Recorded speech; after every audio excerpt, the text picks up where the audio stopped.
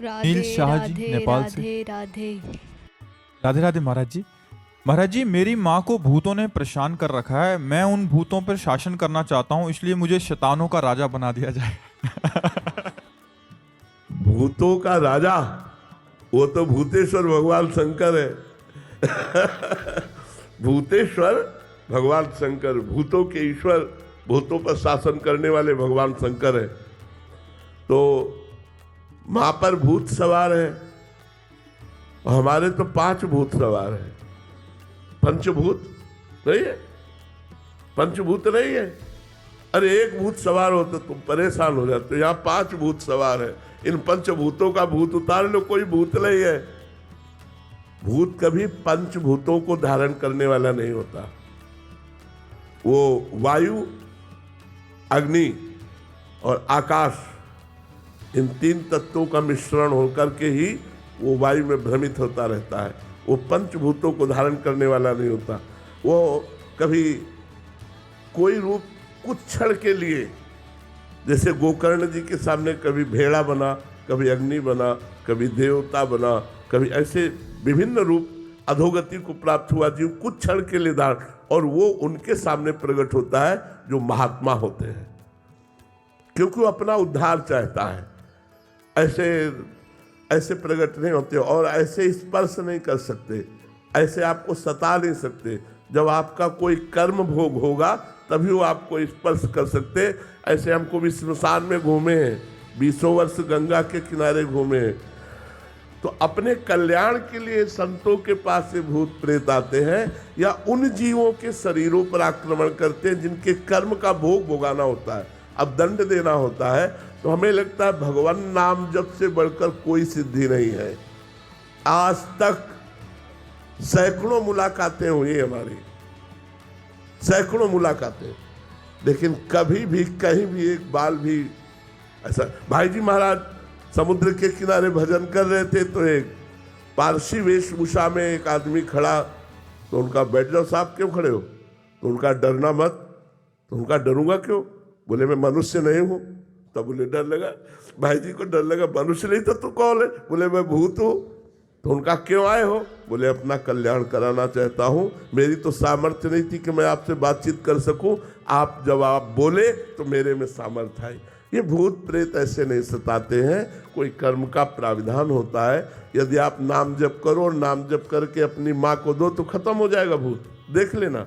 ऐसे ही भूत योनि से मुक्त हो जाते हैं यार, भूत योनि से मुक्त हो जाते हैं। कितने ऐसे मिलते हैं और बस सीधे कल्याण हो गया, दोबारा उनको भूत योनि में नहीं जाना पड़ेगा, मुक्त हो जाते हैं। भूत योनि से दर्शन, संभाषण, मंत्र जाप मात्र से उनकी भूत योनि मुक्त हो जाती है। और जिनको भूत प्रेत सताते हो, भगवान नाम जप करके और जल का छींटा दे दो और भगवान नाम समर्पित कर दो, जड़ से भूत खत्म हो जाएगा, कभी भूत नहीं आएगा। तो इसलिए भगवान नाम जप में बड़ी सामर्थ्य है। शैतान का राजा मत बनो यार, अरे देवताओं के राजा बनने की कोशिश करो। हाँ, भगवान नाम जप करो, भगवान नाम जप से सब ठीक हो जाएगा। हाँ, जो सुमिरे हनुमत बलवीरा, जो हनुमान जी का क्या, भूत पिशाच निकट नहीं आवे, महावीर जब नाम सुनावे। हाँ, तो सोचो जिनके सेवक का नाम लेने से इतनी महिमा है कि भूत पिशाच निकट नहीं आवे, महावीर जब नाम सुन, तो राम राम कहोगे तो क्या हो जाएगा? वो जड़ से मुक्त हो जाएगा, भूत योनि से ही मुक्त हो जाएगा। इसलिए कोई मत डरो, कभी भूत से डरना मत, वो तुम्हारा कुछ नहीं बिगाड़ सकता। वो अपने कल्याण के लिए तुम के पास आता है कि कोई राम सुना दे, कोई कृष्ण सुना दे। कभी भूत आवे राधा राधा राधा, उसका भी उद्धार हो गया, आप निर्भय हो गए। करके देख लेना। हम तो स्मशान में भी सोए, गंगा किनारे भ्रमण किए, तो बहुत बार ऐसी मुलाकातें हुए हैं, लेकिन उनका कल्याण हुआ, वो हमें कभी एक बाल बांका भी नहीं हुआ। इसलिए कभी भूत से तो डरो मती, वो अपने आप कुछ नहीं करेगा, कभी नहीं करेगा। भूत योनि है, प्रेत योनि है, 84 लाख योनियों में है, लेकिन वो उसी को कष्ट देती है जो कर्म ऐसा बन गया, तो वो कर्म के अनुसार दंड देने के लिए भगवान उसे छूट दे देते। भूत को ऐसा थोड़ी वो किसी के भी ऊपर चढ़ जाए, जिसे भगवान इशारा कर देते उसी के ऊपर जाएगा, अन्यथा नहीं। तो नाम जप करके जिसको भूत आता हो उसको जल पिला दो, उसके ऊपर जल छिड़क दो, निश्चित भूत उतर जाएगा। पक्की बात मान लो, ये प्रयोग की हुई बात कह रहा हूं। तो ऐसा कर लो और शैतान का राजा बनने की कोशिश मत करो भैया, भगवान के दास बनने की कोशिश करो। गुप्ता जी मुंबई से। राधे राधे महाराज जी, आपके चरणों में कोटि कोटि दंडवत प्रणाम। महाराज जी, पूज्य श्री भाई जी के वचन है कि अनुराग का मार्ग सुगम है, किंतु पतन से बचने के लिए साधक को वैराग्य रूपी कैंची हमेशा साथ रखनी चाहिए। महाराज जी, इसको थोड़ा सा समझना चाहते थे कि जब तक शब्द, स्पर्श, रूप, रस, गंध, इसी में संपूर्ण सृष्टि के भोग है, इन भोगों की भोगने की इच्छा है, तब तक भगवत मिलन की इच्छा प्रकट ही नहीं हो सकती। और जब तक भगवत मिलन की लालसा नहीं, तो प्रेम की बातें करना केवल हो सकता है। राधे प्रेम राधे प्राप्त होना राधे राधे। बहुत दुर्लभ वस्तु है। किस लिए दुर्लभ वस्तु हो गई? इसलिए दुर्लभ वस्तु हो गई कि भोगों का त्यागना कठिन है। हम तो भगवान के सहज अंश हैं, अपने अंशी अपने प्रीतम से प्यार करते हैं, करते थे, करते रहेंगे, पर हम उनको न जानने के कारण उन्हें विषय, पदार्थ, व्यक्ति के रूप में आज हम देख रहे हैं। जब सर्वत्र हमारे प्रभु विराजमान हैं, तो हम प्रभु से ही प्यार कर रहे हैं। जैसे बेटे से प्यार कर रहा है, तो प्रभु से प्यार कर रहा है। जहां प्रभु अंतर ध्यान हुए, तो बेटे के शरीर को जला दिया, बेटे के प्रिय शरीर को गाड़ दिया। तो प्यार किससे कर रहा था? उसी प्रभु के स्वरूप से ही तो प्यार कर रहा था। जो पदार्थों में, व्यक्तियों में, जगत में कहीं भी प्रीति है, ना जानने के कारण वो मोह, राग और आसक्ति के नाम से कही गई, ममता के नाम से कही गई, पर वहाँ प्रभु की सत्ता है। ना सतो विद्यते भाव, ना भाव विद्यते सता। सत का कभी अभाव नहीं है और असत की सत्ता नहीं है। पर माने हुए तुम्हारे राग को जब तक विवेक के द्वारा त्याग नहीं किया जाएगा, तब तक अनुराग नहीं प्रकट हो सकता। इसीलिए भगवान श्री राम जी ने कहा, जननी जनक बंधु सुतदारा, तनु धन धाम सुहृद परिवारा, सबकी ममता ताग बटोरी, मम पद मनहि बांधि बर डोरी।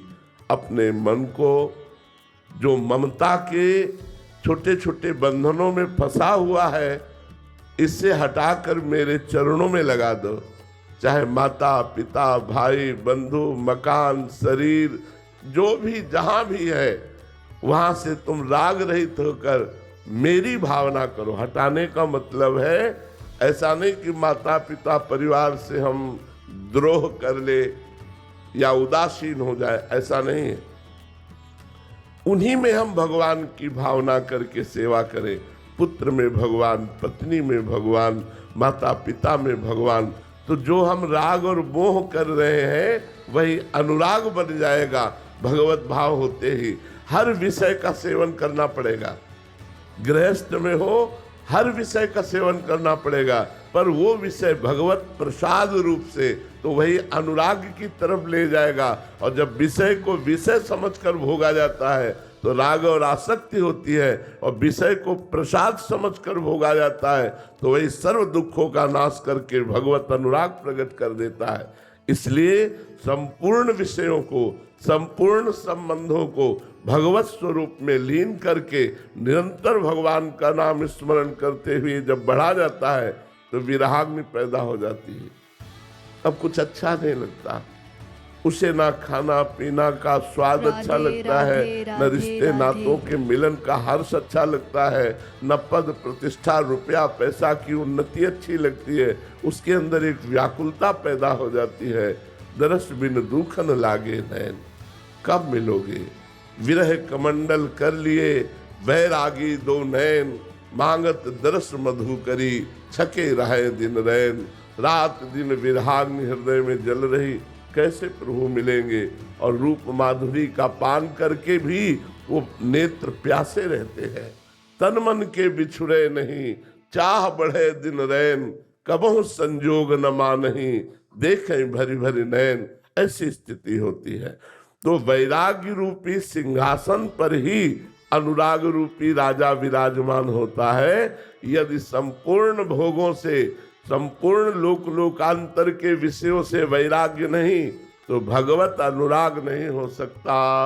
मोह होगा, राग होगा, काम होगा, आसक्ति होगी, प्रेम नहीं। और जहां प्रेम प्रकट हुआ, तो जैसे बाज पक्षी के मैदान में उतरने पर कोई भी पक्षी नीचे चैन से बैठा नहीं दिखाई देगा, हलचल मच जाएगी, सब भाग जाएंगे।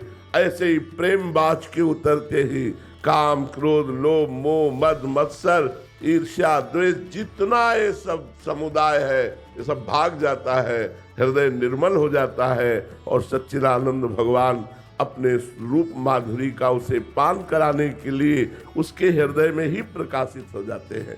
इसलिए परम पूज्य श्री भाई जी महाराज ने कहा कि प्रेम दुर्लभ नहीं है, कठिन बात है विषयों का राग त्यागना, कठिन बात है देह भाव का कर्ता भोक्ता भाव त्यागना।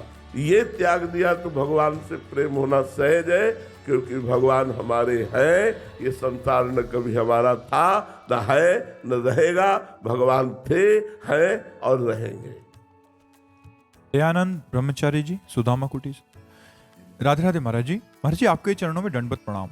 महाराज जी, विगत कुछ समय से भजन कम हो रहा है और भाव भी नहीं बन पा रहा। महाराज जी, हमसे कोई अपराध बना है या नहीं, ये पता नहीं लग रहा महाराज जी। विगत कुछ दिवस से तो मतलब अपराध की ही संभावना है, क्योंकि भोजन में तो एक दिन का विक्षेप हो सकता है, 2-4 घंटे का विक्षेप हो सकता है, कुसंग में थोड़ा समय विक्षेप हो सकता है, लेकिन कई दिनों से भजन में व्यवधान पड़ रहा है। इसका सीधा संबंध अपराध से ही है। और अपराध कोई संतजन बड़ा अपराध नहीं करते, बस सबसे बड़ा अपराध हो जाता है। बड़ा अपराध जिन्हें संसार में कहा गया है वो काम तो नहीं करते, पर सबसे बड़ा अपराध बन जाता है किसी संत में दोष दर्शन। दोष दर्शन करना, दोष श्रवण करना, दोष कथन करना, ये सबसे बड़ा अपराध है। तो अगर किसी महापुरुष, कोई अव्यक्त वैष्णव, जो जिसे हम समझते भी नहीं कि किस कोटि का है, उसकी निंदा सुन ली या उसकी निंदा कर ली या उसमें कोई दोष दर्शन कर लिया, तो हमारे भजन में व्यवधान पड़ जाएगा। वैष्णव के असंतुष्ट होने पर या वैष्णव की निंदा होने पर या वैष्णव में दोष दर्शन होने पर हमारा भजन तब तक नहीं चलेगा जब तक उस दोष का मार्जन नहीं हो जाएगा। नहीं तो भोजन में और कुसंग में इतनी दम नहीं कि भजन करने वाले के कई दिनों तक भजन में विक्षेप डाले, ऐसा नहीं हो सकता। कुसंग तत्कालिक वो विवेक के द्वारा अपने को ठीक करेगा। भोजन माना एक दिन विक्षेप हो जाएगा, लेकिन कई दिन विक्षेप पड़ना ये अपराध के अंतर्गत बात है। कोई न कोई वैष्णव अपराध बना है। अगर आपकी समझ में अभी नहीं आ रहा है तो आप एकांत में बैठकर भगवान को साक्षी करके प्रार्थना कीजिए कि हे संसार के व्यक्त अव्यक्त समस्त महापुरुषों, यदि जान अनजान में हमसे कोई अपराध बना हो तो क्षमा करो। यदि हमें मार्जन करने के लिए उनके चरणों में झुकना है तो झांकी हमारे सामने पेश करो, हमारे सामने वो रूप लाओ कि किस संत का अपराध बना है, तो बात बन जाएगी और हम अपराध मुक्त हो सकते हैं। नहीं तो भजन में विक्षेप पड़ ही जाएगा। एक संत भगवान, हमारे गुरुदेव भगवान के पास यमुना तट पर उस समय कुटी में विराजते थे, तो गए और उन्होंने कहा, यही प्रश्न किया, तो गुरुदेव भगवान ने कहा अपराध बन गया। तो उनका हम तो बहुत सावधान रहते हैं, संतों से कोई अपराध बनने की संभावना ही नहीं। महाराज जी ने कहा दृढ़ बात, कोई अपराध बन गया आप ढूंढो। तब चूंकि वो महापुरुष थे तो सामने कहा ढूंढो, तो उनके एकदम दृष्टि में आ गया। उन्होंने कहा तो मेरे मन में ये चल रहा है अंदर, क्या यही अपराध है? बोले तो महत अपराध है, गुरु के प्रति अपराध कर लिया। इसलिए आप जाइए और अपने गुरुदेव के चरणों में प्रणाम कीजिए और उनसे कहिए कि मेरे मन में आपके प्रति दोष आया, अब आप ये चाहे दंड दीजिए या क्षमा कीजिए। दूसरे दिन आए और उनका भजन चल पड़ा, तो उनका यही अपराध आपको रोक रहा था। तो अगर ऐसा कोई अपराध कहीं किसी संत के प्रति भावनात्मक है तो भगवान से क्षमा मांगिए और प्रार्थना कीजिए कि यदि ऐसे न क्षमा हो तो जैसे दुर्वासा जी को बताया कि अम्बरीश जी के ही चरणों में पड़ो जाके, ऐसे हमें संकेत कर दीजिए कि किस संत के प्रति हमारा शारीरिक, मानसिक, वाचिक अपराध बन गया, उससे हम क्षमा याचना कर लेते हैं। अगर ना प्रगट में कोई आवे तो माथा रखकर संपूर्ण विश्व के व्यक्त अव्यक्त संतों को प्रणाम करके क्षमा मांगिए, जरूर भजन चल पड़ेगा, जरूर चल पड़ेगा। दिल्ली से राधे राधे महाराज जी। महाराज जी, जब संत जन ये कहते हैं कि अपनी सारी चिंता श्री जी के भरोसे छोड़ दो, तब मन में एक प्रश्न उठता है कि यदि हम सब अपनी अपनी चिंताएं श्री जी को के भरोसे छोड़ते जाएंगे तो क्या इतने लोगों को संभालते संभालते श्री जी थक नहीं जाएंगी? एक आदमी ट्रेन में डिब्बे पे दौड़ रहा था, डिब्बे में, तो एक आदमी ने पूछा है भाई तू दौड़ क्यों रहा है? तो मुझे बहुत जल्दी अगले स्टेशन जाना है। अरे बोले तू बैठ जा, ट्रेन दौड़ रही है। यंत्रारूढ़ानिमम माया, गीता में भगवान ने क्या कहा? ये संपूर्ण जगत भगवान के द्वारा यंत्र में आरूढ़, जो जैसे खिलौना कठपुतली जैसा नचाए वैसा नाच रहा है। तुम तो व्यर्थ में चिंता करो, वो व्यर्थ में डिब्बे में दौड़ रहा है, उसके दौड़ने से ट्रेन में क्या फर्क पड़ेगा, यात्रा में क्या फर्क पड़ेगा? वो तो व्यर्थ में थकान ले रहा है, तुम व्यर्थ में चिंता की थकान ले रहे हो। पूरे विश्व की चिंता तो भगवान को है। पूरा विश्वम्बर सबके जगत में जितने भी चर अचर जीव है, तुम अपनी चिंता कर रहे हो। पशु पक्षियों को, जड़ चैतन्य को, सबका भरण पोषण कौन कर रहा है? वही विश्वम्बर। चिंता तो व्यर्थ में ले रहे हो तुम, व्यर्थ। तुम्हारे किए क्या हो रहा है? जो होना है वही होगा, जो नहीं होना है वो नहीं होगा। तुम भजन कर लो, धर्म कर लो, परोपकार कर लो, भगवान का आश्रय लेकर अपना जीवन सुधार लो, चिंता मत करो। श्री जी में चिंता का कहीं प्रवेश नहीं है। बिना चिंता के वो सबकी चिंताओं का हरण करने वाली चिंतामणि प्रणवताम ब्रज नागरी नाम, वो चिंतामणि है, वो स्वयं चिंतामणि है। तुम्हारी समस्त चिंताओं का हरण कर लेंगी, लेकिन उनको कोई चिंता नहीं होगी। यही तो श्री जी में सामर्थ्य है कि सबकी चिंता है लेकर भी निश्चिंत है। और तुम अपनी ही चिंता में परेशान हो, अपनी चिंता को छोड़ो और चिंतन करो, वो सब संभाल लेंगी, एक एक कदम पर संभाल लेंगे। हम तो सबसे प्रार्थना करते हैं अपनी बात उदाहरण देके। तो बोले आप बाबा जी हो? अरे चक्रवर्ती सम्राट अम्बरीश जी भी ऐसे निश्चिंत होकर के संपूर्ण राज्य को चलाते थे। आप छोटी चिंता करके बड़े से विमुख हो रही हो। अगर बड़े को अपनी चिंता समर्पित कर दो, वो चिंतामणि है, वहां चिंता का प्रवेश नहीं है। वो निश्चिंत आपको करके चिंता का नाश कर देंगे। आप ये चिंता न करो कि तब तो श्री जी परेशान हो जाएंगी। नहीं नहीं, वो अनंत सामर्थ्यशाली है। दीपक कुमार सिंह जी, राधे राधे महाराज जी। मेरा सवाल है कि महाराज जी, क्या गृहस्थ जीवन में होते हुए भी कुंडलिनी जागरण के मार्ग पर जाना संभव है? बिल्कुल नहीं, कदम मत रखना। बिना ब्रह्मचर्य के और बिना 3 घंटे सिद्धासन पद्मासन में बिना हिले डुले बैठे इसका प्रारंभ ही नहीं होता। 3 घंटे सिद्धासन पद्मासन और ब्रह्मचर्य प्रधान सूत्र है। तो गृहस्थ में ब्रह्मचर्य कैसे रहेगा?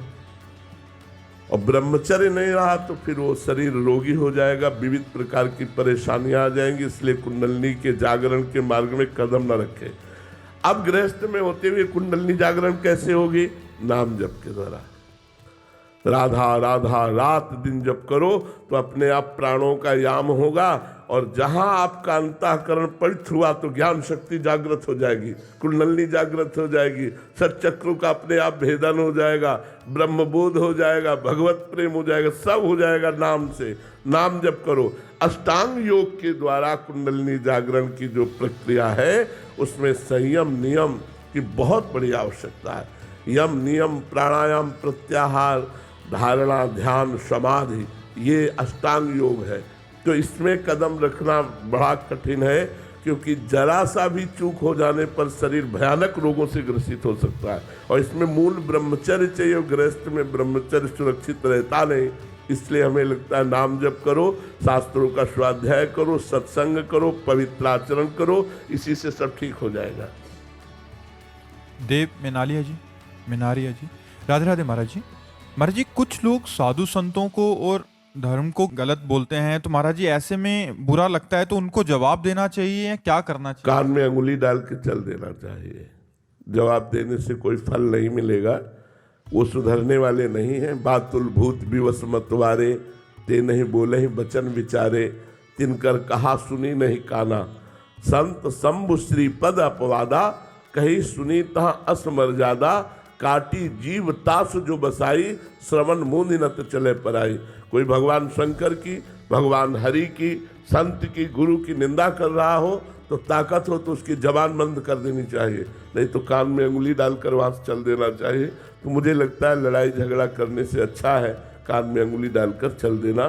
जिस सभा में, जिस मित्रों के पास बैठने में संत निंदा हो रही हो, कान में अंगुली डाल के चल दो। संत, हम मानते हैं इस बात को कि ये वेश ऐसा है कि इस वेश में जो नहीं आचरण कर पाते